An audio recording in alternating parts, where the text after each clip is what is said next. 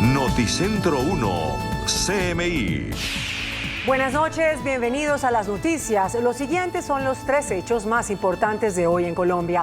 En el Congreso de Acopi en Barranquilla, el presidente Gustavo Petro alertó sobre una recesión económica a la vista y cuestionó nuevamente el aumento de las tasas de interés que en concepto del jefe de Estado no permitirá un crecimiento de la economía ni disminuir la pobreza y la desigualdad social.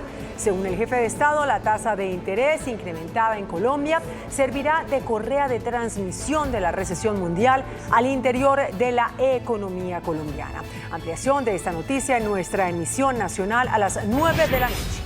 El Fondo Monetario Internacional respaldó la reforma tributaria que propone el gobierno nacional. El ministro de Hacienda, José Antonio Campo, quien presentó el proyecto, recibió un espaldarazo al destacarse como una propuesta encaminada a reducir los índices de inequidad. Ampliación de esta noticia en nuestra emisión nacional a las 9 de la noche. El gobierno de Estados Unidos renovó la declaración de la emergencia nacional expedida en 1995 por Bill Clinton para proteger a su país del narcotráfico colombiano. La medida, que finalizaba el 21 de octubre, se prorrogará un año más. La emergencia nacional antinarcóticos permite a Washington aplicar su jurisdicción a traficantes colombianos. El gobierno Biden explicó que las acciones de los importantes narcotraficantes centrados en Colombia siguen representando una amenaza inusual y extraordinaria para la seguridad nacional, la política exterior y la economía de Estados Unidos. Ampliación de esta noticia en nuestra emisión nacional a las 9 de la noche. Las siguientes son las noticias más importantes del mundo hoy. Comisión investigadora cita al expresidente Trump a declarar por la toma al Capitolio de Estados Unidos. Testimonios de exfuncionarios de la Casa Blanca revelan que Trump planeaba sumarse a la toma del Capitolio y autoproclamarse ganador de las elecciones. Empleado de Trump confiesa al FBI que el expresidente le ordenó mover las cajas con información clasificada que fueron halladas en su casa de Florida.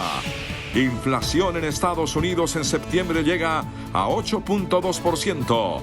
Prevén una nueva y fuerte alza en las tasas de interés por parte de la Fed. Rusia amenaza a la OTAN. Dice que si recibe a Ucrania en el organismo se desataría la Tercera Guerra Mundial. Estas son las gafas para ver en el metaverso con Margarita Ortega y Luisa Tobo. En Estados Unidos, el Comité del Congreso encargado de investigar la toma del Capitolio de ese país citó al expresidente Donald Trump para declarar sobre los violentos hechos que se presentaron en enero de 2021. El comité del 6 de enero de la Cámara de Representantes que investiga el ataque al Capitolio de Estados Unidos votó a favor de citar al expresidente Donald Trump para que presente documentos y testimonios durante una audiencia pública.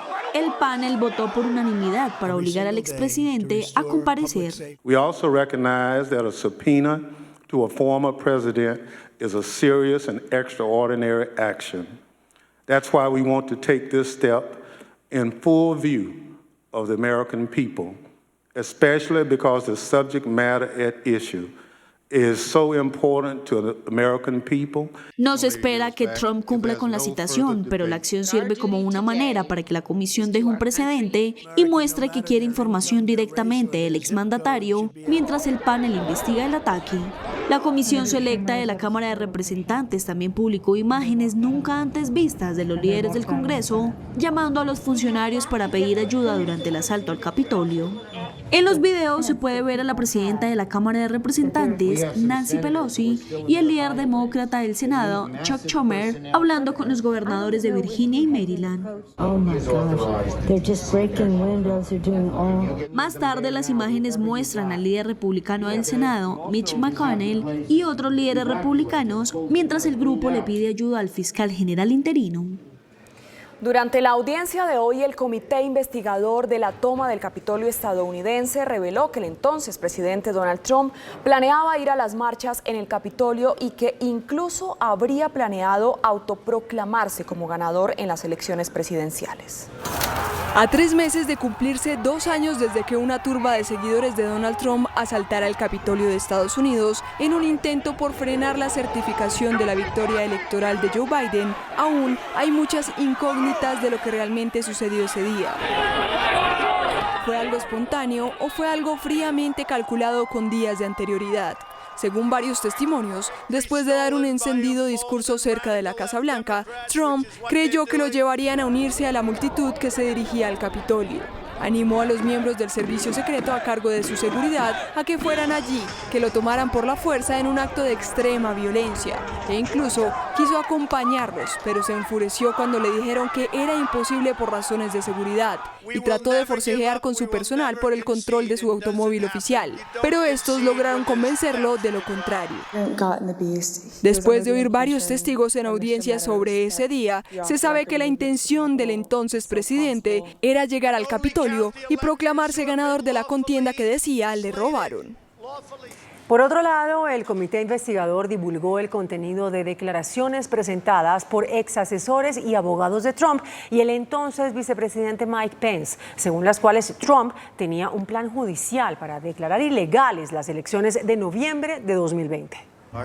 La Comisión Selecta de la Cámara de Representantes, que investiga el asalto al Capitolio de Estados Unidos, ha recopilado toneladas de información con las decenas de personas que han testificado. En una de las audiencias, la comisión detalló cómo el expresidente Donald Trump intentó presionar al vicepresidente Mike Pence para que se uniera a su estrategia de anular las elecciones presidenciales de 2020. Ese día se presentaron dos testimonios: Greg Jacob, ex abogado de Pence, y John Michael Luttig, fue republicano retirado. A lo largo de la audiencia, el panel reconstruyó cómo John Eastman, abogado conservador de Trump, presentó una teoría legal según la cual el entonces vicepresidente Pence podría bloquear unilateralmente la certificación de la elección. Una teoría que rechazaron rotundamente tanto los abogados de la Casa Blanca de Trump como el equipo de Pence. De las conclusiones de esta audiencia se puede decir que a Trump se le dijo que el plan del abogado de John Eastman era ilegal, pero lo intentó de todos modos. Además, Eastman envió un correo electrónico a Rudy Giuliani unos días después del 6 de enero de 2021 y solicitó ser incluido en una lista de posibles beneficiarios de un indulto presidencial. Y por último, el comité eligió a Pence como el héroe, argumentando que la democracia estadounidense habría caído en un estado de caos si lo hubiera seguido la campaña de presión de Trump. Y no cesan los problemas para Trump. Un empleado del expresidente le confesó al FBI que el exmandatario le ordenó mover a una locación desconocida unas cajas con documentos clasificados que estaban en Mar-a-Lago. Un empleado del expresidente Donald Trump dijo que el exmandatario le ordenó que sacara cajas de un depósito del sótano de su residencia en Mar-a-Lago, en Florida, después de que el equipo legal de Trump recibió una citación para obtener los documentos clasificados que le obligaba a devolverlos. Además, existe una grabación de una cámara de seguridad en la que se le ve haciéndolo. La información del testigo clave junto a las imágenes de vigilancia, que también obtuvo el Departamento de Justicia, representan algunas de las pruebas más sólidas conocidas hasta la fecha sobre una posible obstrucción a la justicia del expresidente republicano. Cabe recordar que el FBI realizó el pasado 8 de agosto un registro en Mar-a-Lago, durante el cual decomisó unos 11.000 documentos oficiales, entre ellos unos 100 clasificados que el expresidente no devolvió cuando abandonó la Casa Blanca en enero de 2021. La inflación interanual de Estados Unidos bajó menos de lo previsto y se sitúa en un nivel históricamente alto de 8,2%, mientras siguen creciendo los costos de los alimentos. Los altos precios siguen golpeando a los consumidores en Estados Unidos, a pesar de que el costo de la gasolina bajó y la Reserva Federal tomó acciones para controlar la inflación, que volvió a bajar en septiembre por tercer mes consecutivo y situó su tasa interanual en el 8,2%, una décima menos que en agosto. Sin embargo, los economistas proyectaban que el ritmo de aumento se reduciría a 8,1%, por lo que el nuevo dato no fue muy bien recibido por los mercados. Además, los precios generales al consumidor se incrementaron un 0,4% desde agosto, el doble de la proyección de los economistas, que apuntaban un 0,2%. Mientras el índice de precios al consumidor subyacente, que excluye las categorías volátiles de alimentos y energía, registró un aumento interanual del 6,6% en septiembre, lo que marca un nuevo récord este año y un nivel que no se veía desde agosto de 1982. El último informe sobre la inflación antes de las elecciones de mitad de mandato marca el difícil panorama para los consumidores estadounidenses en áreas como alimentos, vivienda y atención médica. Adicionalmente, se espera que la Reserva Federal siga elevando sus tasas de interés, pese a ya haberlo hecho 5 veces este año como parte de un plan para ayudar a la economía al apretar la demanda de consumidores y empresas. La Reserva Federal realizaría otra gran subida de las tasas tras los datos de inflación en Estados Unidos, que en septiembre superó el 8%. Una lectura de inflación en Estados Unidos más alta de lo esperado cimentó los argumentos a favor de otro aumento de los costos de los préstamos a corto plazo por parte de la Reserva Federal dentro de 3 semanas y una tasa máxima de la Fed más alta a principios del próximo año. Los operadores de los futuros de las tasas de interés en Estados Unidos ya habían descontado una cuarta subida consecutiva de 75 puntos básicos al cierre de la reunión de la Reserva, pero después de que un informe del Departamento del Trabajo mostró una aceleración de las presiones inflacionarias en septiembre, empezaron a valorar también una posibilidad entre 10 de una subida de tasas de 100 puntos básicos. Se espera que la Reserva eleve sus tasas hasta un rango de 4,75% a 5% en marzo del año que viene, más de lo que las autoridades a cargo señalaron hace solo 3 semanas. Y Rusia volvió a amenazar con una tercera guerra mundial si Ucrania ingresa en la OTAN. Continúa la ofensiva de Rusia en Ucrania y ahora con amenazas más fuertes. Desde la Vicesecretaría del Consejo de Seguridad aseguraron que la admisión de Ucrania en la OTAN podría dar lugar a una tercera guerra mundial, después de que el mandatario Volodymyr Zelensky anunciara la oferta sorpresa para ingresar por la vía rápida en la alianza militar. Kiev es muy consciente de que un paso así significaría una escalada garantizada hacia una tercera guerra mundial. Al parecer, cuentan con eso, crear ruido informativo y llamar la atención una vez más. También reiteran la postura rusa de que Occidente, al ayudar a Ucrania, indicaba que son parte directa del conflicto. Mientras se informaba de esta nueva advertencia, las autoridades ucranianas anunciaron que se registraron ataques con drones kamikaze en la región de Kiev. También reportaron bombardeos en la ciudad de Mykolaiv, situada en el sur del país. 15 países de la OTAN liderados por Alemania acordaron la adquisición conjunta de equipos de defensa antiaérea y sistemas antimisiles como parte de una iniciativa llamada Escudo del Cielo Europeo.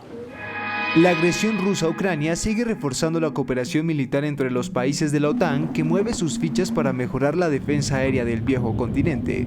De hecho, 14 miembros de la Alianza Atlántica liderados por Alemania, además de un futuro aliado que es Finlandia, anunciaron un acuerdo para el desarrollo de un nuevo escudo antimisiles para cubrir el norte de Europa, que a su vez será plenamente compatible con los sistemas de defensa existentes.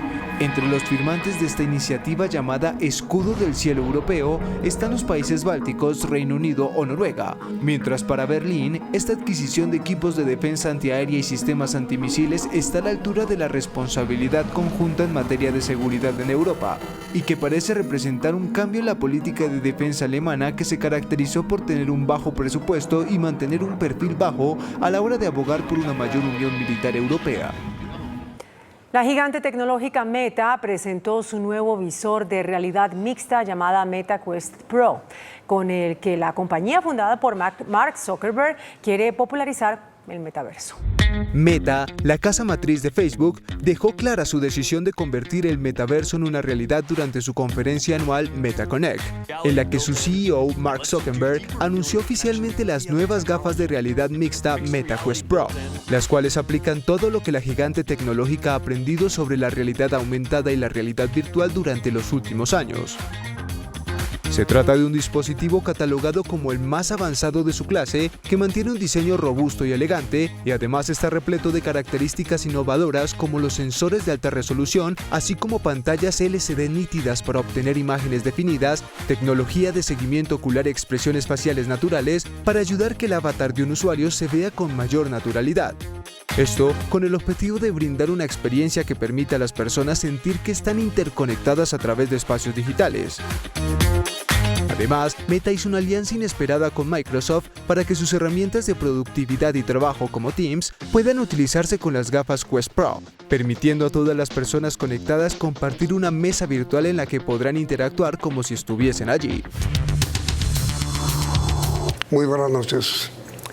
Uno de los más graves problemas que enfrenta hoy nuestro país es la presencia de más de 10.000 migrantes que se encuentran en el Urabá antioqueño y en el Chocó, en su mayoría venezolanos. Es tal la situación de pobreza que atraviesa esta población que hombres como el arzobispo de Bogotá, Monseñor Luis José Rueda, primado de Colombia, ha resuelto entrar en comunicación con la Iglesia venezolana para movilizar a las dos naciones en ayuda de los migrantes de ese país y de otras naciones que se hallan tanto en Antioquia como en el Chocó. Monseñor Jesús González de Zárate, quien es arzobispo de Cumaná y presidente de la Conferencia Episcopal. Esta noche, Monseñor, muy buenas noches y gracias por aceptar. Usted y el arzobispo, el presidente de la Conferencia Episcopal de Venezuela, expidieron un comunicado sobre la migración. En resumen, ¿qué dice el Monseñor? Yamid, buenas noches y un saludo a todos los televidentes. Realmente nosotros nos encontramos en San Cristóbal aprovechando una coyuntura que es los 100 años de la fundación de la diócesis de San Cristóbal, que se cumplieron ayer 12. Y el tema que nos ocupó todo el tiempo de reflexión en 2 jornadas, 2 días completos, fue el tema humanitario, el tema migratorio, que se ha focalizado primero en Cúcuta, sí, fuertemente, y luego ahora se ha trasladado hacia la frontera con Panamá. Los obispos de Venezuela y Colombia siempre han trabajado unidos, siempre han trabajado muy unidos, aun cuando la frontera puede estar cerrada. Sin embargo, el tema humanitario ha ocupado los trabajos conjuntos de las 2 conferencias episcopales. Por eso ahora estamos muy preocupados, profundamente preocupados con lo que está sucediendo en el Darién, en Apartadó, en la diócesis de Apartadó, y agradecemos a Monseñor Hugo Torres y a todo su equipo de la diócesis de Apartadó que está trabajando los PAO, los puntos de atención y orientación a los migrantes, y que está articulado con distintas entidades internacionales y nacionales para atender humanitariamente esta situación. Pero en resumen, ¿qué acordaron usted y el presidente de la Conferencia Episcopal de Venezuela? Varias cosas. Primero, seguir atendiendo todo el flujo migratorio que pasa por norte de Santander y La Guajira, es decir, atender hasta Arauca y todo el problema migratorio en la frontera colombo-venezolana. Continuar en esa ayuda, trabajar como iglesias hermanas, trabajar mancomunadamente para poder atender en lo posible, como se ha hecho siempre en los momentos de máximo riesgo, a los migrantes y ese cruce, porque también los colombianos van a Venezuela. Pero además, focalizar la atención también en este momento en el Darién, aprovechando que tenemos allí una diócesis metida en este lugar, en este escenario que es la diócesis de Apartadó con su pastoral social, y articular con Panamá, con la Conferencia Episcopal Panameña, para que podamos tratar de atender lo mejor a estos migrantes y hacer tomar conciencia a todo el país de que esta situación es de Colombia, es de Venezuela, es de América Latina, es de toda la humanidad. Sí, estaba leyendo yo un documento que divulgó Monseñor Torres, el obispo de Apartadó, en donde inclusive cita al Papa Francisco sobre este tema, ¿no es cierto? Sí, él está citando al Papa Francisco y nos está diciendo que en la homilía de canonización de el que va a ser el patrono de los migrantes, que es Juan Bautista Scalabrini, un obispo italiano, y lo canonizó el 9 de octubre, el Papa hablaba de incluir siempre, incluir a todos, no excluir y no echar afuera. Y además no explotar, no permitir la explotación de los migrantes, entre otras porque la migración es un derecho humanitario de respuesta a situaciones que llevan a la migración, pero migrar es un derecho. Y el Papa ya nos había regalado 4 verbos importantes: acoger, proteger, promover e integrar a los migrantes. Esos 4 verbos son como la línea matriz orientadora de lo que tienen que hacer los estados, pero de lo que tienen que hacer también las organizaciones internacionales y de manera particular lo que tenemos que hacer nosotros como iglesia. Cuando usted dice, Monseñor, que se ha convenido con el presidente de la Conferencia Episcopal de Venezuela atender la situación de los migrantes en La Guajira, el norte de Santander, en Chocó y en Antioquia, ¿cómo debe entenderse la palabra atender? Atender es primero acompañar, estar con ellos, escucharlos, porque cada migrante lleva una historia, lleva un desarraigo, lleva un dolor, pero lleva también una esperanza. En cada corazón de un migrante hay una esperanza. Podemos nosotros pretender decir, no, lo que hay que evitar es el flujo migratorio.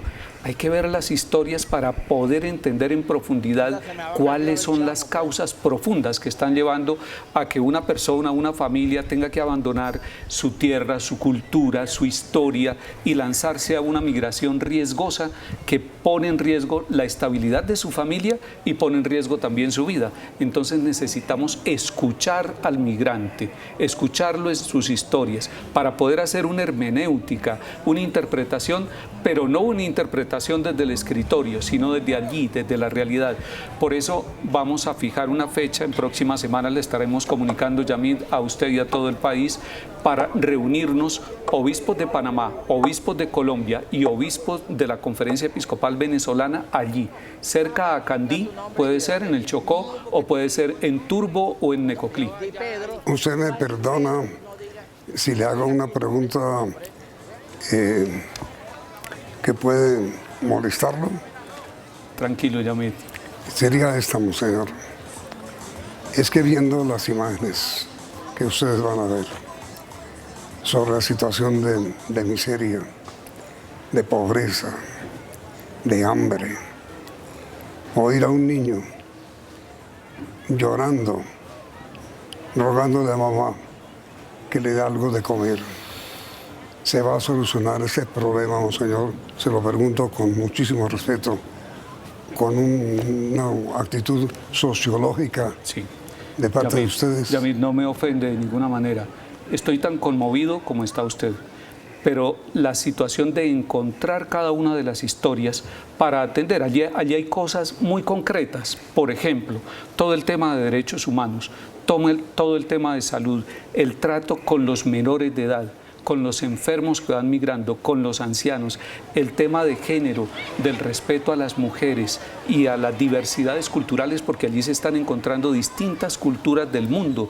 No están solamente los venezolanos, incluso diversas religiones.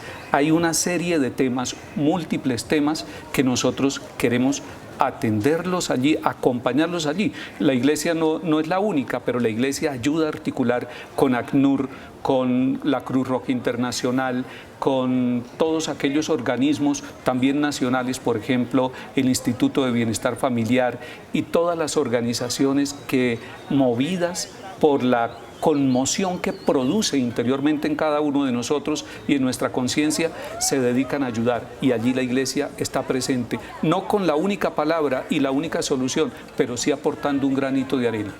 Pero, Monseñor, tanto usted como en general la Iglesia Católica, que origina tanta devoción y tanto respeto, tanto en Colombia como en Venezuela, y que en ese país además ha sido atropellada, ¿de qué manera podían medios como CNI prestarles a ustedes un servicio para que movilicemos ayuda económica, ayuda alimentaria, ayuda financiera, para que estos niños no mueran de desnutrición y de abandono en esta fuga demencial de sus naciones? De acuerdo, Yamid. Ya yendo a lo concreto, nosotros en Colombia tenemos los bancos de alimentos que han jugado un papel importantísimo tanto en la frontera con Venezuela como en este momento allí. Y entonces hacemos el llamado a través de CMI, colaboren con los bancos de alimentos. es una red de bancos de alimentos que está asociada, que se llama ABACO, Asociación de Bancos de Alimentos. El más grande de ellos es el de Bogotá, liderado por el padre Daniel Saldarriaga. Y si las empresas y los privados y todos aquellos particulares que se conmueven con esta situación quieren donar, pueden hacerlo. Si quieren ayudar a transportar alimentos hasta las zonas fronterizas donde tenemos este problema humanitario, ojalá lo hagan. Es decir, hay una red de solidaridad que, Yamid, usted puede empezar a liderar y podemos empezar a liderar todos. La Iglesia se pone al servicio de esta red de solidaridad para que llegue donde tiene que llegar y en el momento preciso, para que no lleguemos tarde. Ahora, monseñor, con todo respeto le digo, yo ojalá tuviera el poder que tiene usted, que lo tiene de verdad, para crear esa movilización. Pero cuente con una ayuda mínima que este medio le puede ofrecer si usted y la Iglesia Católica acaudillan un movimiento nacional para atender a estos niños desnutridos que están corriendo el riesgo de morir, o morir de hambre, o morir de abandono, o morir de tristeza, inclusive perder la vida, porque el tránsito, usted bien lo sabe, sí, por el Darién es casi inmortal. Sí, de acuerdo, el poder del servicio que tiene la Iglesia, porque ese es el verdadero poder en el nombre de Jesucristo el Señor, es el poder del servicio, y nosotros con la Pastoral Social Nacional, Secretariado Nacional de Pastoral Social, Cáritas, también podemos articular este trabajo de ayuda. Pero además en Bogotá, por ejemplo, tenemos la Fundación de Atención al Migrante, que ha recibido y ha acompañado con los padres escalabrinianos que se dedican, y las hermanas escalabrinianas y muchos voluntarios, a atender a migrantes. Por ejemplo, en la época de más flujo de migración a Bogotá, esta fundación de la Arquidiócesis de Bogotá de Atención al Migrante tenía su punto de llegada en el terminal terrestre, sabiendo que allí llegaban a lavarles los pies a los migrantes, a sanárselos, a atender a sus niños, a darles una posada limpia, a conseguirles ropas. Además, para articular ayudas, el Minuto de Dios tiene un banco de ropas que puede servir en un momento dado, ropa, zapatos, indumentaria, para darle. Si dan a los bancos de ropa del Minuto de Dios que hay en distintos lugares, y el más importante es el de Bogotá, podemos trasladar también esas ropas hasta la frontera para ayudarles a ellos a sobrellevar esta situación de hambre, de vestido, y ya el resto es todo el tema de salud que corresponde a las entidades del Estado. Y sabe usted, don señor, que hay otro problema gravísimo, y es que personas dedicadas al narcotráfico aprovechan las circunstancias de pobreza, de abandono, de miseria en que se encuentran los migrantes para que transporten droga a través del Darién, lo que es una situación absolutamente criminal. Criminal. Los usan a los seres humanos que están sufriendo y que están arriesgándose como mulas, sí, que las llamamos así, para transportar la droga. Es que esa cultura mafiosa no tiene piedad, no tiene conciencia. Ellos utilizan al ser humano, lo han utilizado en distintas formas. Esa cultura mafiosa es utilitarista y esclaviza, y lo está haciendo en este momento aprovechando el flujo migratorio que va hacia Norteamérica. Si usted me permite, monseñor, antes de ir a comerciales le quiero pedir un favor. Si usted se decide junto con la Iglesia Católica que usted prácticamente preside como director de la Conferencia Episcopal, lanza una campaña en ayuda de esta migración terrible que está estremeciendo al país. Mi ruego es que incluya a CBI como el gran medio de divulgación de esa campaña. Yamid, claro que sí, y le agradezco esto que está haciendo, porque toca la conciencia de todos los colombianos, y yo quiero entonces aprovechar y hacer un llamado a los organismos del Estado para que nos articulemos, para que no tratemos aquí de cada uno ser protagonista en una de las acciones, para que nos articulemos. E invito también a toda la población colombiana y a las entidades privadas que quieran unirse a esta campaña. Nosotros como Iglesia seremos garantes de que esto realmente llegue a quienes tiene que llegar y llegue a tiempo. Yo quedo pendiente, monseñor, de su llamado para ingresar a este comité que usted puede integrar para iniciar una campaña nacional para ayudar a estos migrantes. Con todo gusto, Yamid. Y después de comerciales, monseñor, quisiera hablarle de otros temas de interés. Por ejemplo, ¿usted qué piensa? La Iglesia, ¿qué piensa de la paz total? De la paz total, incluyendo el narcotráfico. Después de comercial.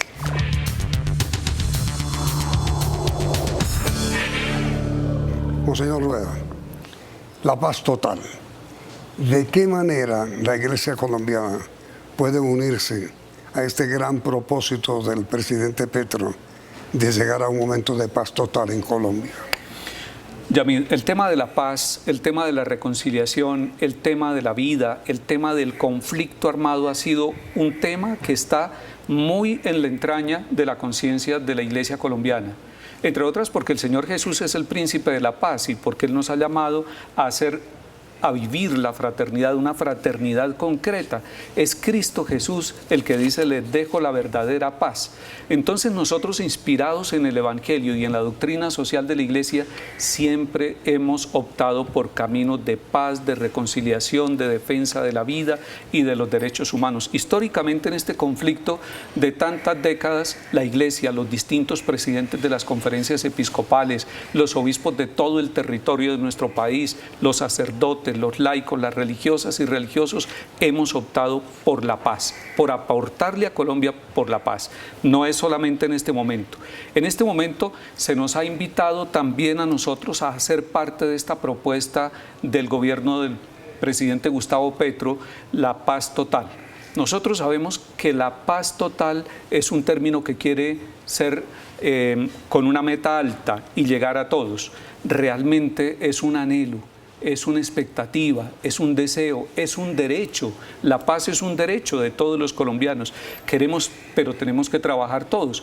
Hablar de paz total, yo le daría un enfoque. Paz total significa para mí como pastor que todos nos ponemos a la tarea de la paz. Nos ponemos como artesanos y como constructores de paz. Esa artesanía de la paz requiere actitudes de respeto, de diálogo, de encuentro de unos con otros. Y concretamente ver temas como las víctimas y los victimarios, la reinserción de ellos, el trabajo en las regiones, la construcción de una Colombia que queremos, pero que hay que mirar las causas profundas del conflicto, de la guerra, del narcotráfico, que tienen que ver con la inequidad y con la corrupción. El gran debate nacional, y usted bien lo sabe, monseñor Rueda, no es tanto sobre la integración al proceso de paz de las disidencias de la FARC o del ELN o de otros grupos alzados en armas, sino la gran discusión es el perdón al narcotráfico. Según la propuesta del gobierno, el Estado estaría dispuesto a que quien tiene bienes producto del narcotráfico puede quedarse hasta con el 10% de esos bienes si renuncia por completo al narcotráfico y someterse también a un tratado especial por parte de la justicia. ¿Usted qué piensa sobre la paz total, incluyendo el narcotráfico? Que tiene que mirarse un poco el marco jurídico para ser justos. El marco jurídico es muy importante, pero tocando el tema del narcotráfico tenemos que decir que en el fondo de la situación de violencia que tenemos los colombianos y de las distintas mutaciones del conflicto armado en todas las regiones está a la base el narcotráfico. Y que el narcotráfico tiene que ser abordado, y tiene que ser abordado desde distintos eslabones, desde el eslabón del campesino, que muchas veces es estigmatizado y es el más castigado, desde la tierra y de los bienes materiales que Dios le ha dado a Colombia, que también están siendo depredados por estas situaciones. Pero tiene que ver con una cultura de una economía fácil y con un eslabón del consumo. Si miramos estos distintos eslabones del narcotráfico y les damos un marco antropológico, un marco social y un marco jurídico, posiblemente podremos salir de esta situación. Claro que este es un tema global, este no es un tema solamente de Colombia, por lo tanto tiene que articularse con toda América Latina, con Europa y con Estados Unidos. Tiene que ser un conjunto de fuerzas, pero el tema del narcotráfico debemos mirarlo como un tema que está sobre la mesa, que está en nuestras casas, que está en nuestra economía, que está en nuestra conciencia. Por lo tanto, es un tema que tenemos que abordarlo. ¿Qué piensa la Iglesia ahora que en el Congreso de la República se acaba de presentar un proyecto de ley para legalizar el consumo de marihuana con fines recreativos, como ocurre en varios estados de los Estados Unidos y en varias naciones, incluyendo países como Uruguay, Canadá? ¿Qué piensa la Iglesia de la legalización del consumo con fines recreativos de la marihuana? ¿Y qué piensa la Iglesia de la propuesta que hicieron Colombia, México y Brasil para que la persona que está drogadicta sea tratado como enfermo y no como delincuente, para que haya un suministro de la droga al enfermo y llegar a una especie de regularización del narcotráfico para librar al país del peso, de la tragedia, del desastre del narcotráfico? Voy a ubicarme, Yamid, para responderle, aproximarme a una respuesta con un argumento del Papa Francisco, que es todo este argumento de la espiritualidad de la sinodalidad.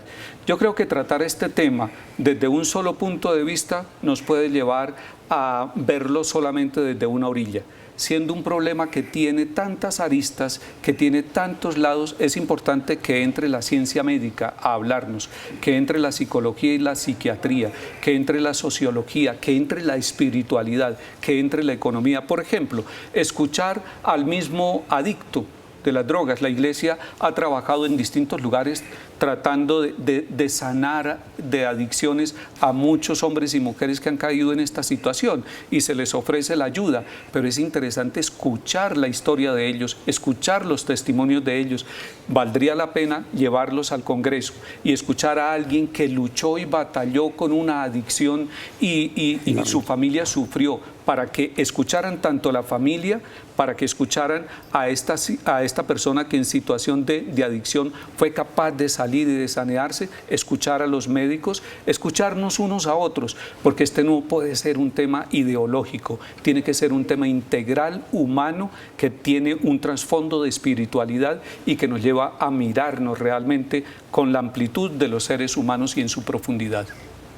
¿Me equivoco, Monseñor Rueda, si interpreto sus palabras como de respaldo a la legalización del consumo recreativo de marihuana o no? Estoy diciendo que necesitamos escucharnos, que cuando alguien dice yo abogo por la legalización o abogo a priori por la negación de la legalización, tendría que haber escuchado, profundizado y estudiado sobre todo los testimonios de las situaciones de vida de personas que han sufrido de la adicción. Si es que anoche hablaba yo con el autor del proyecto de ley que legaliza el consumo de marihuana con fines recreacionales, y él decía con cifras oficiales que produce más muertes el consumo de cigarrillos y el consumo de tabaco y el consumo de alcohol que el consumo de una marihuana. Eso puede ser, pero es muy importante que nosotros miremos la cultura del cuidado, de cuidarnos unos a otros, porque así como pensamos en el hoy, debemos pensar también en las generaciones que vienen, en los niños, en los jóvenes que van a suceder esta generación. Nosotros ya estamos terminando nuestro recorrido, pero esas generaciones que vienen deben ser cuidadas y deben recibir un contexto humano, un contexto ético, un contexto ambiental donde puedan desarrollarse plenamente sin ninguna clase de esclavitud. Mi petición final, Monseñor Rueda, por esta noche. El gobierno ha informado que aquí en Colombia estaba Iván Márquez, el comandante de las disidencias de las FARC, está en Colombia. Y en Colombia están voceros del ELN, cuyos dirigentes se encuentran ya fuera de Cuba, algunos en Colombia, algunos en Venezuela. Quisiera que este minuto que nos queda de programa lo utilizara usted, monseñor, para dirigirse a ellos y les hable de la paz total que requiere esta nación. Lo quiero decir en el nombre de Jesucristo el Señor. Dichosos los que trabajan por la paz, porque serán llamados hijos de Dios. Le hago un llamado en nombre de Jesucristo y en nombre del Sermón de la Montaña del capítulo 5 de San Mateo a los hermanos y hermanas del ELN, porque son hermanos en Cristo y son colombianos. Pero también a todos los actores armados de este país. Paremos la guerra, detengamos la guerra, respetemos la vida es sagrada. Encaminémonos por la senda de una solución de los conflictos armados, pasemos a una Colombia no violenta, a una Colombia que incluye, a una Colombia que acoge, a una Colombia que es capaz de respetarse mutuamente. Como de costumbre, señor Rueda, arzobispo de Bogotá y primado de Colombia, yo le pido su bendición para nuestros televidentes, para nuestras familias, para nuestra empresa y para mí. Yamid, para usted, para su empresa, para su familia y para todos los colombianos, yo le pido a nuestro Padre Dios que nos dé sabiduría, que nos dé salud, que nos dé paz y que bendiga nuestras familias y trabajos en el nombre del Padre y del Hijo y del Espíritu Santo. Amén. Que Dios lo guarde, monseñor. Amén, igualmente. Y a ustedes, seguramente televidentes, y gracias por la sintonía. Quédense aquí en Noticentro 1, CMI. Noticentro 1, CMI. Recesión a la vista, revela presidente Petro al hablar ante pequeños industriales ACOPI. El mandatario anuncia medidas contracíclicas para enfrentar posible desplome de la economía.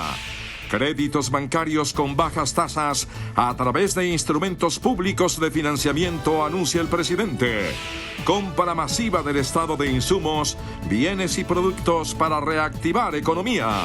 FENALCO hace duras críticas al presidente por pedir aplazamiento de su asamblea para poder ir y no asistió. Fondo Monetario anuncia respaldo a la reforma tributaria. Estados Unidos prorroga medidas de emergencia de apoyo a Colombia para lucha contra narcotráfico. Gobierno y Fiscalía crean mesa técnica para rastrear bienes de la mafia. Reaparece Otoniel en Estados Unidos y pide anular su juicio en Colombia. Nueva política de seguridad anuncia el ministro de Defensa. Calamidad pública por migrantes en Cúcuta, Antioquia y Chocó. Ministro de Educación anuncia reforma al programa de alimentación escolar PAE. Más de 12 millones de trabajadores están en la informalidad, revela el DANE. Corte Constitucional prohíbe despido de trabajadores por enfermedades. Crecen denuncias sobre saqueos a regalías. Habrá rebaja de tarifas de energía en la costa. Con Margarita Ortega y Luisa Tobo. Iniciamos nuestra segunda hora de noticias. El presidente Gustavo Petro alertó sobre una recesión económica que afectará al país y aseguró que el alza en las tasas de interés agudizará esta situación. El anuncio lo hizo desde el Congreso de los Micro y Pequeños Empresarios que se lleva a cabo en Barranquilla. En el Congreso de ACOPI en Barranquilla, el presidente Gustavo Petro cuestionó nuevamente el aumento de las tasas de interés que, en concepto del jefe de Estado, no permitirá un crecimiento de la economía ni disminuir la pobreza y la desigualdad social. Lo cierto es que ha crecido la tasa de interés, que mundialmente entonces tenemos una recesión a la vista y que la tasa de interés incrementada en Colombia servirá de correa de transmisión de la recesión mundial al interior de la economía colombiana. Petro cuestionó el papel de la Asociación Nacional de Empresarios ANDI en la actualidad y le hizo un llamado a las micro, pequeñas y medianas empresas para avanzar en una economía popular. Que ACOPI se deslinde un tanto de la familia gremial, sugerencia, no estoy diciendo que lo hagan, es decisión de ustedes, pero entonces por estar andando detrás de la ANDI, firmando comunicados con los poderosos de la ANIF, perdemos la especificidad propia de lo que puede significar una ACOPI dentro de un mundo, un mar que se llama la economía popular de Colombia. Celebró por el contrario que otro gremio como Fedegan se haya sumado al pacto social que propuso el gobierno para vender tierras y entregarlas a los campesinos. Yo esperaba de la ANDI, por ejemplo, una propuesta avanzada respecto al pacto social.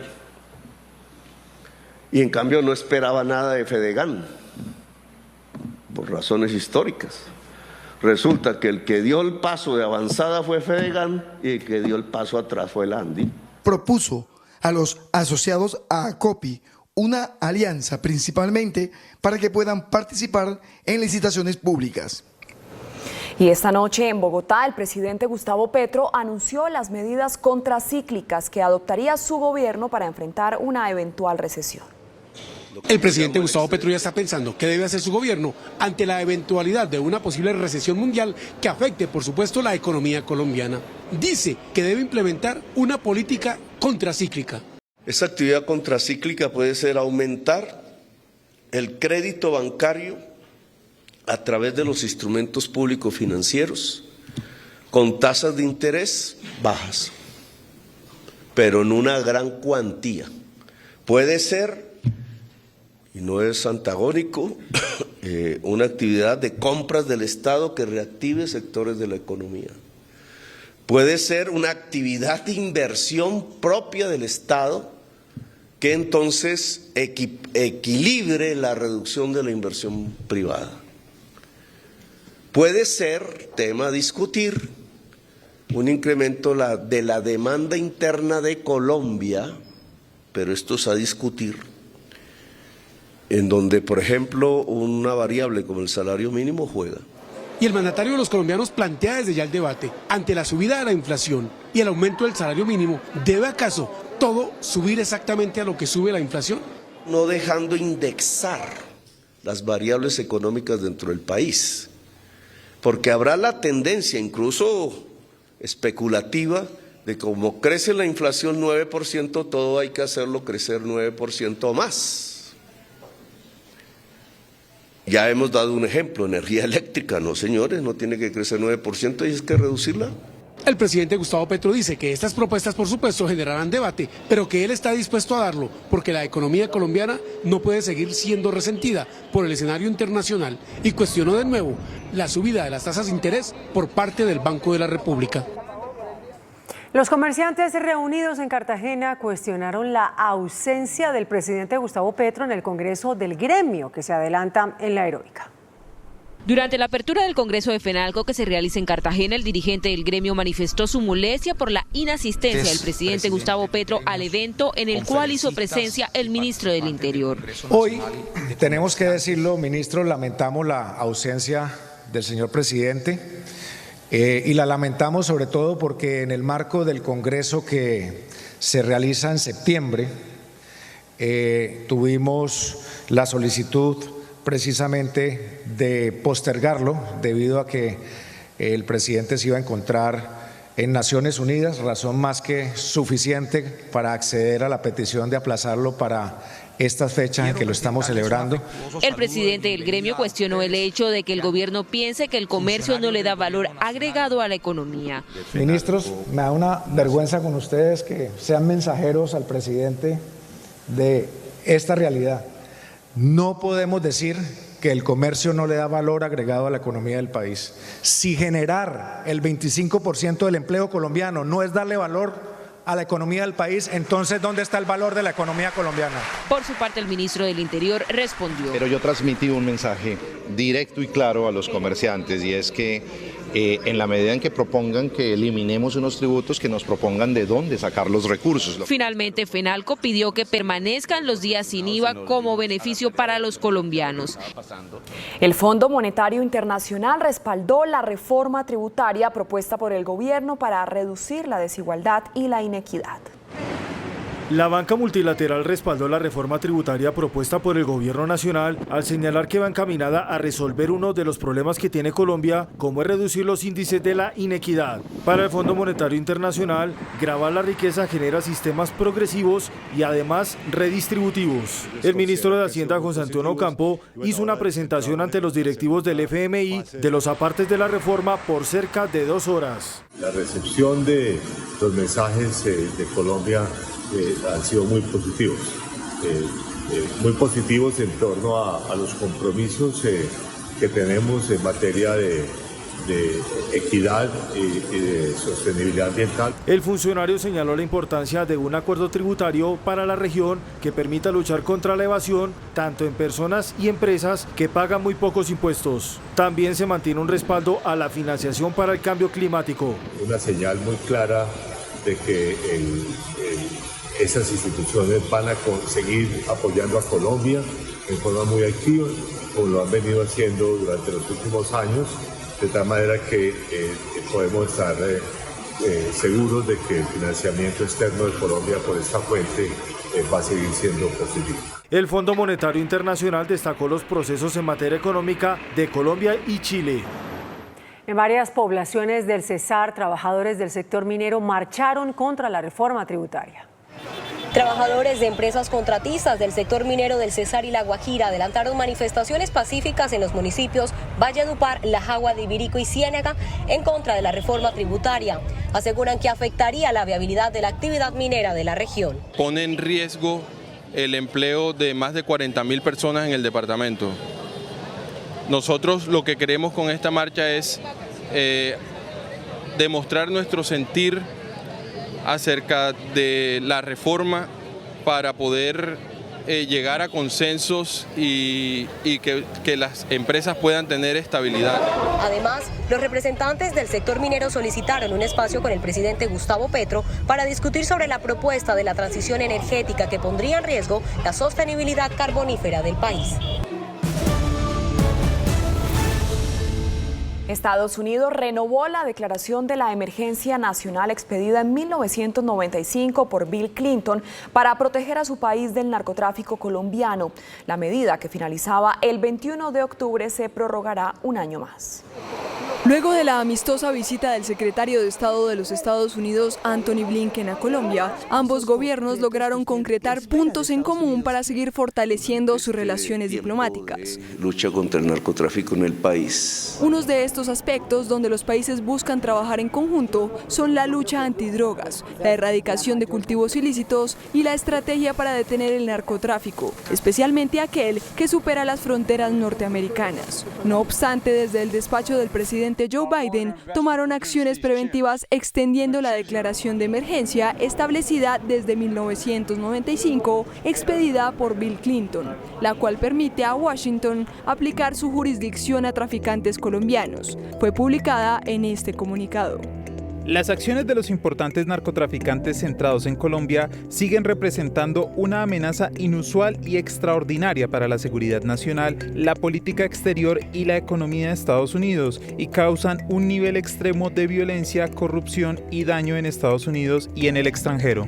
Desde Colombia reaccionó el presidente Gustavo Petro. No, pues es que es obvio que somos el primer país exportador de cocaína. ¿Qué querías que pasara? ¿Cómo se resuelve el problema?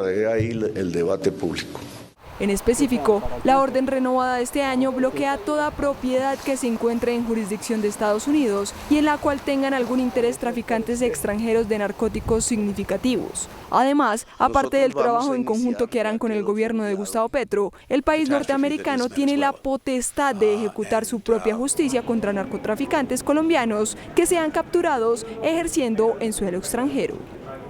El presidente Gustavo Petro y el fiscal Francisco Barbosa crearon una mesa técnica para establecer dónde están miles de bienes que el Estado le incautó a la mafia. La Sociedad de Activos Especiales SAE reemplazó a la antigua Dirección Nacional de Estupefacientes en la administración de los bienes incautados a la mafia, sobre todo el narcotráfico.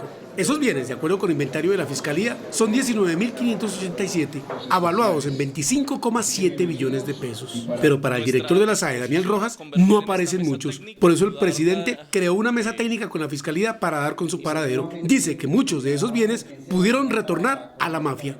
llámese como se llame, mafia política, mafia narcotraficante, mafia de testaferros, mafia hoy de secuestradores, no de secuestres, de este tipo de bienes que los tienen sin informar al Estado y borrando las huellas del proceso por medio del cual los tiene, pues no tiene ningún sentido ni nacional ni internacional.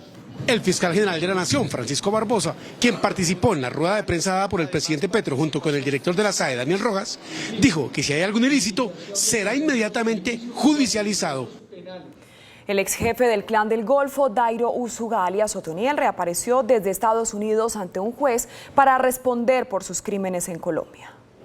Así luce Dairo Antonio Usuga, alias Otoniel, el jefe del Clan del Golfo, tras 4 meses de su extradición a Estados Unidos. El capo reapareció de forma virtual mediante conexión desde una cárcel de máxima seguridad, asistiendo casi durante más de 2 horas ante un juzgado especializado en Medellín. Durante la audiencia, el abogado de Otoniel pidió hablar con su cliente en privado, lo que llevó a la suspensión por unos minutos de la audiencia. Seguidamente, su defensor pidió anular el juicio. Hay una primera solicitud de nulidad sobre la aprobación de la acusación presentada por la Fiscalía. Paralelamente a su proceso en Estados Unidos por narcotráfico, Otoniel es juzgado en Colombia por los delitos de concierto para delinquir, homicidio, tortura y desplazamiento forzado. La Procuraduría y la Fiscalía pidieron dejar en firme el caso. El ministro de Defensa, Iván Velázquez, expuso ante las fuerzas militares en la nueva política de seguridad. El ministro de Defensa Nacional, Iván Velázquez, se reunió con generales y almirantes de las fuerzas militares. Allí se refirió a los lineamientos estratégicos de la política de seguridad y defensa del gobierno del presidente Gustavo Petro. Esta nueva perspectiva de la seguridad humana como un concepto que tiene que ser vivo. La seguridad humana es la que propicia la vida en dignidad de los habitantes de Colombia. Las fuerzas militares lanzaron una estrategia para el fortalecimiento de la salud mental y la de sus familias. En Necoclí, Antioquia, declararon la calamidad pública para atender al alto número de migrantes. Las autoridades de Necoclí, Urabá antioqueño, expresan una gran preocupación por la avalancha de migrantes que han llegado a la localidad.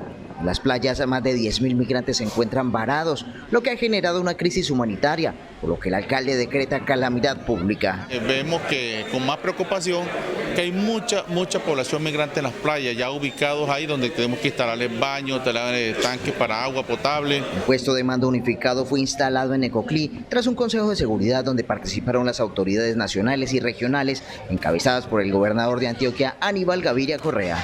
Ese PMU voy a pedirle al SERES de Seguridad Humana, el doctor Luis Fernando Suárez, que lo coordine, pero que de alguna manera desde el gobierno departamental se apoye fuertemente en el DAGRAN, en todo lo que tiene que ver con la prevención, la atención, la mitigación de los riesgos. Se espera que la próxima semana se realice otra reunión con la presencia del embajador de los Estados Unidos en Colombia y representantes del gobierno nacional. El fiscal general Francisco Barbosa entregó a la Corte Suprema de Justicia un informe sobre los delitos relacionados con el sistema laboral. Hay 1.128 investigaciones por posibles actos de corrupción relacionadas con pensiones y salud. El jefe del ente investigador reveló que en los últimos 2 años se han abierto 1.128 investigaciones relacionadas con irregularidades y actos de corrupción en el sistema pensional y de seguridad social. Por fraude se han abierto 653 casos en la Fiscalía y por malversación de fondos y desfalcos 475 procesos. El fiscal general explicó ante los magistrados de la Corte Suprema los casos que se han detectado. Esta entidad ha podido evidenciar que algunos solicitantes aportan documentos presuntamente falsos para que les sea reconocido el derecho pensional y que algunos otros han obtenido el reconocimiento de la pensión de sobrevivientes con base en documentos falsos. Por estos hechos ya han sido vinculadas 70 personas quienes responden ante los jueces por delitos como peculado y estafa. Ya tenemos una articulación con Colpensiones y la UGPP para recibir y asignar denuncias para recaudar elementos materiales probatorios, evidencia física información relevante. En el sistema de salud también se han detectado serias irregularidades. Malversación de recursos públicos, falsedades documentales, sobrecostos de medicamentos, defraudación a los recursos para fiscales en salud. El fiscal general dijo que la unidad anticorrupción mantiene constante comunicación con Colpensiones para detectar y sancionar los casos de corrupción en el sistema pensional. El ministro de Educación, Alejandro Gaviria, anunció cambios en el programa de alimentación escolar. En reunión con todos los secretarios de Educación del país, el ministro Alejandro Gaviria anunció una ampliación del programa de alimentación escolar. Queremos llevar el PAE a una cobertura universal, incluso en algunas regiones, no en todas, queremos extender el PAE más allá de la jornada escolar. Por ejemplo, que en periodo de vacaciones el PAE llegue a algunos domicilios, a las familias directamente. Afirmó que de no aprobarse la reforma tributaria quedarían desfinanciados algunos programas claves para mejorar la educación del país. Queda cojo infraestructura, queda cojo la cobertura de educación superior y voy a también decirlo aquí, queda cojo también nuestra intención de ampliar el PAE para llevarlo a cobertura universal, para que no pase lo que hoy está pasando, es que usted tiene unos niños en un colegio que no reciben comida. Los secretarios de Educación piden una reforma a las transferencias de la nación para poder financiar todas las necesidades. Como transporte escolar, como la vigilancia de los colegios, como el aseo también de los colegios y para programas, por supuesto, de calidad educativa. Soluciones financieras a los territorios y podamos prestar un servicio de calidad durante la vigencia 2023. Para este año el déficit en la educación asciende a 2 billones de pesos. La informalidad laboral en Colombia se encuentra en 58.1% según el DANE. Según el DANE, las ciudades con mayores tasas de informalidad laboral son Sincelejo, Riohacha y Valledupar, mientras que Medellín, Bogotá y Manizales arrojaron los menores porcentajes hasta agosto de este año. La informalidad pasó de 60,3% en 2021 a 58,1% este año. La ministra de Trabajo anunció propuestas para bajar la informalidad. Que tienen que ver con las asociaciones y con las cooperativas a nivel del campo, que consideramos que con una buena asistencia técnica y un apalancamiento financiero vamos a poder generar también empleos. El DANE también informó que 18,2% de los jóvenes menores de 28 años están desempleados y que la población LGBT presenta una tasa de desempleo superior al resto de la población. Ante la Jurisdicción Especial para la Paz, Sor Teresa Gómez, excuñada y testaferro de los hermanos Castaño, contó cuál fue su rol en el despojo de tierras. Sor Teresa Gómez acumula varias condenas por homicidio, enriquecimiento ilícito y por despojo de tierras. Ante la magistrada Nadiezda Enríquez, confesó: yo no tengo esos papeles, yo digo que yo no los tengo. Sé las fincas que manejé, quién las entregó, a quién se les quitaron, pero yo no tengo esos documentos. Sor Teresa dice que administró tierras para los paramilitares que, confiesa ella, mataron a su esposo Ramiro Castaño Gil, sus propios hermanos. ¿Quién lo mató? Fue decisión de Fidel y de Carlos, que mataron a mi esposo. También dijo que muchos de los crímenes que le endilga la justicia hoy fueron cometidos por la hermana de alias Otoniel. Me confundía con otra niña que era la negra, que era la hermana de Otoniel.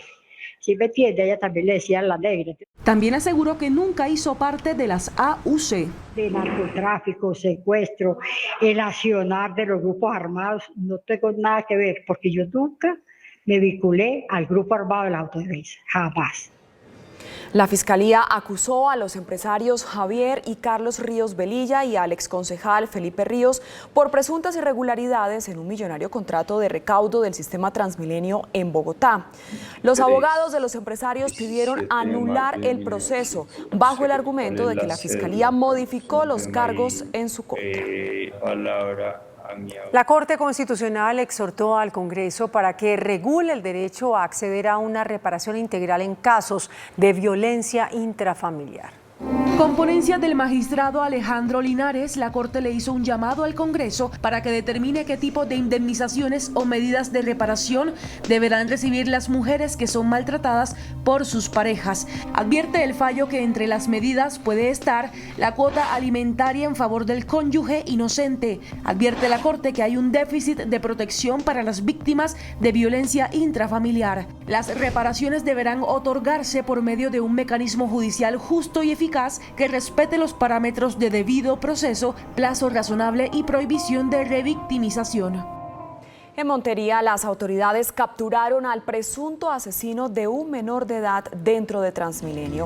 El sujeto, identificado como Gustavo Adolfo Gámez, sería responsable del ataque con arma blanca del joven Juan Esteban Alzate, de 15 años de edad.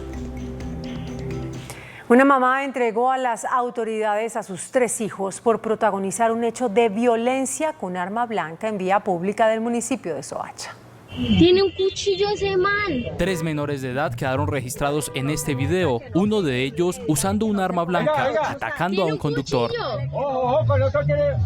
Los hechos se habrían presentado cuando el conductor del vehículo se opuso a que le limpiaran el panorámico. La señora madre se presentó en las instalaciones de la estación de policía Compartir, donde de manera inmediata se comenzó la ruta para restablecer los derechos de estos menores de edad. En una estación de policía le impusieron una multa a la mamá. Además, se llevaron a sus hijos a un centro del bienestar familiar. En los últimos 6 meses se han restablecido en 113 casos derechos a niños, niñas y adolescentes. La Corte Constitucional advirtió que es discriminatorio despedir a trabajadores con problemas de salud sin la autorización previa. Al analizar el caso de un trabajador despedido a sus 49 años por un accidente de trabajo que disminuyó su capacidad laboral en un 24%, la Corte reiteró que el despido de un trabajador con problemas de salud es discriminatorio cuando ocurre sin la previa autorización del Ministerio del Trabajo. En este fallo, con ponencia del magistrado José Fernando Reyes, la Corte advierte que los trabajadores con problemas de salud tienen derecho a conservar sus puestos de trabajo o a ser reubicados en un cargo compatible con sus condiciones. El representante del Pacto Histórico, Alejandro Ocampo, citó a debate al ministro de Transporte por las dificultades para adquirir el SOAT. Serán llamados a rendir cuentas en la Comisión Primera de la Cámara junto al ministro de Transporte, los superintendentes de Salud, Financiero y Transporte. Tienen que sancionar las aseguradoras que no están vendiendo el SOAT porque por ley tienen que venderlo. 2. No pueden subir el SOAT onerosamente de un momento a otro para que los colombianos más pobres no puedan transitar en su moto. Y 3. Todos los costos, problemas administrativos y financieros, vamos a solucionarlos con la superintendencia y la fiscalía. Para el representante Ocampo debe haber claridad con la ciudadanía y un acuerdo sobre el SOAT frente al Congreso de la República. La inflación en Estados Unidos baja menos de lo previsto. Rusia volvió a amenazar con una tercera guerra mundial si Ucrania ingresa a la OTAN. Noticias del Mundo en Noticentro 1, CMI. La inflación interanual de Estados Unidos bajó menos de lo previsto y se sitúa en un nivel históricamente alto de 8,2% cuando siguen creciendo los costos de los alimentos y se espera otro fuerte aumento de las tasas de interés por parte de la Fed para contener la disparada de los precios. Continúa la ofensiva de Rusia en Ucrania y ahora con amenazas más fuertes. Desde la Vicesecretaría del Consejo de Seguridad aseguraron que la admisión de Ucrania en la OTAN podría dar lugar a una tercera guerra mundial después de que el mandatario Volodymyr Zelensky anunciara la oferta sorpresa para ingresar por la vía rápida en la alianza militar. El comité del 6 de enero de la Cámara de Representantes que investiga el ataque al Capitolio de Estados Unidos votó a favor de citar al expresidente Donald Trump para que presente documentos y testimonios durante una audiencia pública. El panel votó por unanimidad para obligar al expresidente a comparecer. La crítica situación de Uribia en La Guajira pone de nuevo en el debate el uso de las regalías que reciben los municipios y departamentos petroleros y mineros, pero que han sido saqueados por funcionarios corruptos y grupos al margen de la ley. Entre los años 2021 y 2022, los municipios y departamentos recibieron asignaciones de regalías por más de 15 billones de pesos. De ellos, más de 12 billones de pesos son por la explotación de hidrocarburos y 3 billones por la minería. Los políticos y funcionarios corruptos y los grupos armados ilegales en los últimos años se han robado billones de pesos de las regalías, como ha ocurrido en La Guajira, comenta el exministro Amílcar Acosta. La verdad es que ha habido despilfarro, ha habido ineficiencia en la inversión. Claro, hay una corrupción rampante que se manifiesta en la cantidad de procesos. En Arauca, entre corruptos, guerrilleros y paramilitares han saqueado las regalías, dice el senador José Vicente Carreño. Así es, la corrupción y el accionar de los grupos al margen de la ley, amenazando a dirigencia y extorsionar a contratistas. Esto ha sido nefasto para el departamento. Así es. Y en Casanare, las regalías son como la miel para las hormigas, asegura el senador Alirio Barrera. La plata ha habido, es que lo berraco es que la plata se ha perdido. Los grupos al margen de la ley, el narcotráfico, la política corrupta, y eso es lo que tiene sumido estos pueblos. Mire, es injusto que los pueblos casi más petroleros de Colombia son los que más están en ruina hoy. Todos coinciden en que falta más vigilancia de la ciudadanía sobre el uso de las regalías y que los organismos de control actúen a tiempo para evitar que se las sigan robando. La viceministra de Energía, Belisa Ruiz, afirmó que la reducción de las tarifas acordada por las empresas del sector se dará gradualmente. El gobierno destacó el pacto por la justicia tarifaria al señalar que gran parte de las empresas lograron ajustar sus contratos para reducir las tarifas de energía en el corto plazo. Sin embargo, aclaró que ese ajuste se dará de forma gradual, lo que explica que dicha disminución no será de gran magnitud. La idea es que se vaya reduciendo gradualmente. Obvio que si a una familia tiene una duplicación del valor del pago de la factura, que le digan que le van a bajar el 8%, pues va a pensar que eso es nada. El asunto es que podamos mantener esa gradualidad en la reducción de la tarifa. La funcionaria anunció que ya se trabaja con el Banco de la República y el DANE en un nuevo indicador que refleje precios más justos para los consumidores. Ya tenemos las personas que están trabajando en este indicador, ya han habido reuniones con el Banco de la República, con el DANE, para mirar cómo es la estructuración de un indicador y cómo se estructura incluso el mismo IPP en Colombia. Finalmente anunció que se agilizará la entrada de proyectos de generación de energía que están frenados con el fin de aumentar la oferta de energía en el sistema. EPM anunció rebajas en las tarifas de energía en la costa Caribe. El gerente de EPM, Jorge Carrillo, explicó que la reducción en la tarifa de energía aplicará a partir del 15 de octubre y se verá reflejada en el bolsillo de los usuarios de la costa Caribe entre noviembre y diciembre. Que la tarifa de Afinia, que está alrededor de 823 pesos por kilovatio, de manera voluntaria, acogiéndonos al Pacto para la Justicia Tarifaria, vamos a reducirla a 799 pesos para los meses de noviembre y diciembre. Aseguró que EPM ha dejado de recibir 1.5 billones de pesos anuales por las medidas que ha tomado para que la tarifa de energía no sea tan alta como en otros departamentos vecinos. El alcalde de Medellín argumentó que pese a la crisis que hoy atraviesan los habitantes de la región Caribe, esta es la reducción más alta que se ha implementado en esta zona del país. Las tarifas de energía en Bogotá bajarán 6%, así lo reveló el director de Enel Colombia, Lucio Rubio. Enel Colombia alista la reducción en las tarifas de energía en Bogotá. El descuento promedio sería del 6%. Lo que va a ocurrir es que a partir del próximo día 16 de octubre publicaremos esta nueva tarifa que recoge todas estas reducciones y a partir del ciclo siguiente, a partir del día 16 de octubre, empezaremos a facturar a nuestros clientes con estas reducciones. El recibo de luz bajaría entre 37 y 40 pesos, pero ojo, porque aunque disminuirá el precio del kilovatio, todo dependerá del consumo. Si los clientes consumen más energía y ahora que nos aproximamos a estas fechas navideñas que tradicionalmente son de más consumo, puede ser que el cliente en su factura no vea reflejado esa reducción. El cambio del indicador con el que se calculan las tarifas representará un ahorro para los 3.7 millones de usuarios. Los impactos por haber reducido el precio de generación y por haber reducido el cargo de distribución va a suponer unos ahorros para los clientes cercanos a los 400.000 millones de pesos. Y el presidente de la Cámara Colombiana de la Energía, Carlos Alberto Zarruch, afirmó que la reducción de tarifas será mínima. Como un primer paso calificó la Cámara de la Energía la medida anunciada por el gobierno y el sector privado en materia de tarifas de energía. Pese a ello, consideró que el impacto será mínimo al señalar que se requiere de una reforma de peso para que se refleje en el consumidor final. Bueno, no es la solución estructural del problema, pero es un primer paso por lo menos para frenar el alza y empezar a darle caída.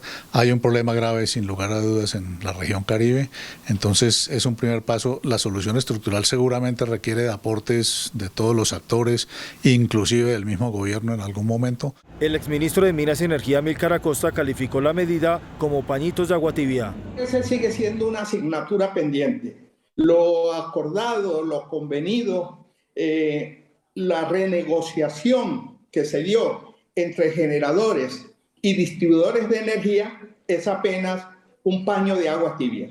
Desde el Congreso, el senador David Name sostuvo que lo anunciado por el gobierno es un saludo a la bandera. Esta es una rebaja paupérrima, una rebaja muy pobre, y esperábamos mucho más. El tema seguirá siendo de discusión en el Congreso de la República. La ministra de Agricultura, Cecilia López, anunció la creación de un fondo para la compra de tierras. La ministra de Agricultura aseguró que para la adquisición de predios, junto al Ministerio de Hacienda, están buscando reunir recursos de varias fuentes para la compra de tierras. Lo que necesitamos son unos fondos que reúnan recursos de distintas fuentes y que no se sometan solamente a la vigencia del presupuesto por año. Agregó que ya han escuchado algunas ofertas individuales para la venta de tierras. Todo este periodo va a ser de preparación hasta que nos llegue la primera oferta.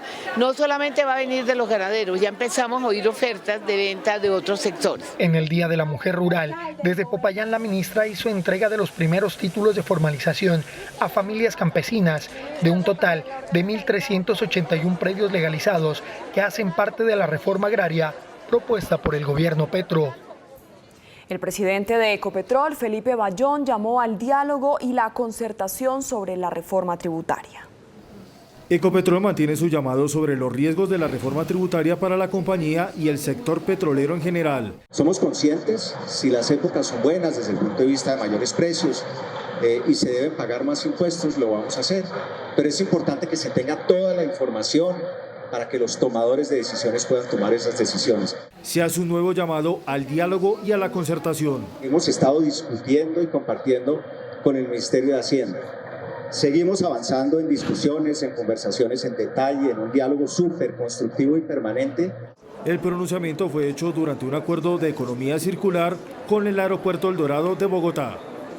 El índice de capitalización de la bolsa, que mide el comportamiento de las 20 principales acciones, cerró al alza. El índice selectivo MSCI Colcap de la Bolsa de Valores de Colombia subió 0,09% a 1.177 puntos. La acción de Construcciones El Cóndor fue la que más subió, con una valorización del 4% a 1.300 pesos. La acción preferencial del Grupo Argos fue la que más bajó, con una pérdida de 5,86% a 6.100 pesos. La acción más negociada de la jornada fue la de Ecopetrol, al movilizar más de 13.000 millones de pesos, con una variación positiva de 2,17% a 2.210 pesos. El dólar cerró al alza. Indicadores económicos en Noticentro 1 CMI. La tasa representativa del mercado que regirá para mañana viernes será de 4.619 pesos con 78 centavos. Los profesionales del cambio compran la divisa en promedio en 4.400 pesos y la venden en 4.450 pesos. Un euro cuesta 4.474 pesos con 50 centavos. La libra de café en Nueva York se cotizó a $2 con 2 centavos. El azúcar se transó en 18,78 centavos de dólar la libra. El barril de petróleo WTI se cotizó en $89 con 23 centavos. La referencia Brent para Colombia se cotizó en $94 con 63 centavos. Una acción de Ecopetrol cuesta 2.210 pesos. Yo siempre le pedí a Dios que donde me tocara, allá me iba a ir. Yo le decía, Dios mío, si me toca irme a la China me voy, pero dame mi casa, danos nuestra casa. Al principio teníamos mucho miedo porque es como empezar de cero.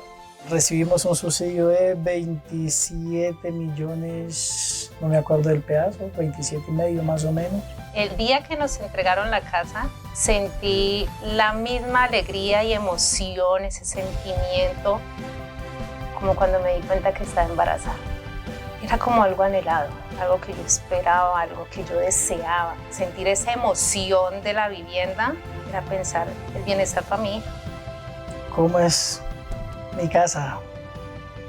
No sé describirlo, como le digo. Para mí es algo espectacular. Mi mensaje para los colombianos es que no pierdan la fe, no pierdan la esperanza, que busquen la manera, que dejen el temor.